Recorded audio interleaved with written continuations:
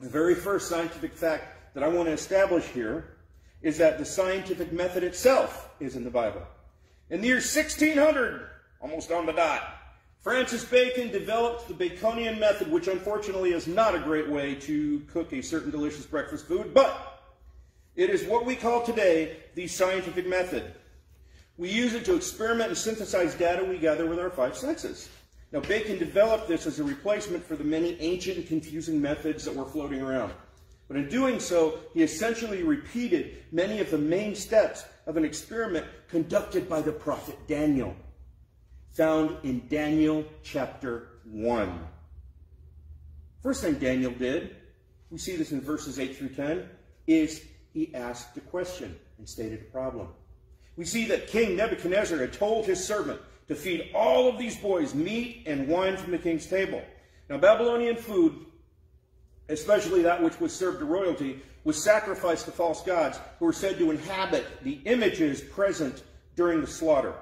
Now, once the food was then prepared, set on the table, some sources say that the Babylonians believed the god to whom it was sacrificed was said to come into the food and consume the essence of the food itself before the physical part of the food was consumed by the people eating it. Now, the Babylonian king would provide the required foods for that god's meal. And once that god was said to be finished, consuming the essence of the food, they'd eat the rest of it. Daniel clearly knew that this was a fact. He refused to eat the meat from the king's table. Daniel didn't want to defile himself by eating and drinking what the king had decreed that he was supposed to eat and drink. It had been sacrificed to idols.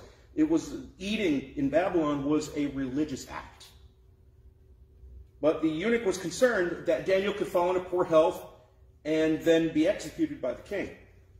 And since Daniel could not commit any act of worship toward any other god that was not Yah, he could not eat the food and the wine that was served to him.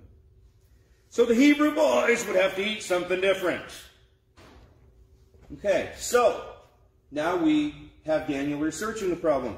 Now, we would say research the problem, but Daniel had already researched this issue. Daniel already knew that the dietary laws and restrictions placed on the diet by the law of Moses. And he somehow found that eating meat sacrificed to idols was Babylonian custom. He found that out very quickly. And he considered an act of worship to a false god something that he was not supposed to be doing as a Hebrew boy. So eating this meat would have defiled him. And all those there that honored God. So he then came up with a hypothesis in Daniel 11:13, or 11 through 13. Then said Daniel to Melzar, whom the prince of the eunuchs had set over Daniel, Hananiah, Mishael, and Azariah, prove thy servants, I beseech thee, 10 days, and let them give us pulse to eat and water to drink. Then let our countenances be looked upon before thee, and the countenance of the children that eat the portion of the king's meat. And as thou seest, deal with thy servants. Hey, let's do a little comparison here. Okay? We have a control group, the group that doesn't change. Okay? This was everybody else but the Hebrew boys. They all lived in the same place, in the same way. They all slept the same and conducted their days in the same fashion.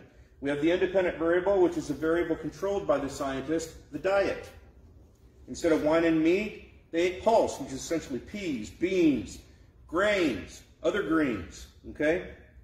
And drink water, okay? All right, so then we have the dependent variable, the change observed based on the independent variable. That was the effect of the diet on the health of the Hebrew boys. Hey, take a look at our faces and look at theirs. See if there's a difference. Then they did the experiment, Daniel 1:14. So he consented to them in this matter and proved them 10 days. So for 10 days, Daniel and the other Hebrew boys ate nothing but pulse and drank nothing but water. So they're testing the hypothesis. And then in verse 15, they analyzed the data. And at the end of the 10 days, their countenances appeared fairer and fatter in flesh than all the children which did eat the portion of the king's meat. Daniel and the boys. Okay? Upon the examination of their faces, the evidence appeared even healthier than the others who ate the idolatrous meat and drank the idolatrous wine. So then we have the conclusion in verse 16. Melchizedek took away the portion of their meat and wine that they should drink and gave them pulse. He made a conclusion and he acted on it. Daniel's hypothesis was correct. The experiment was a success, and now they could avoid the food and drink offered to the idol for the rest of their time in training in Babylon.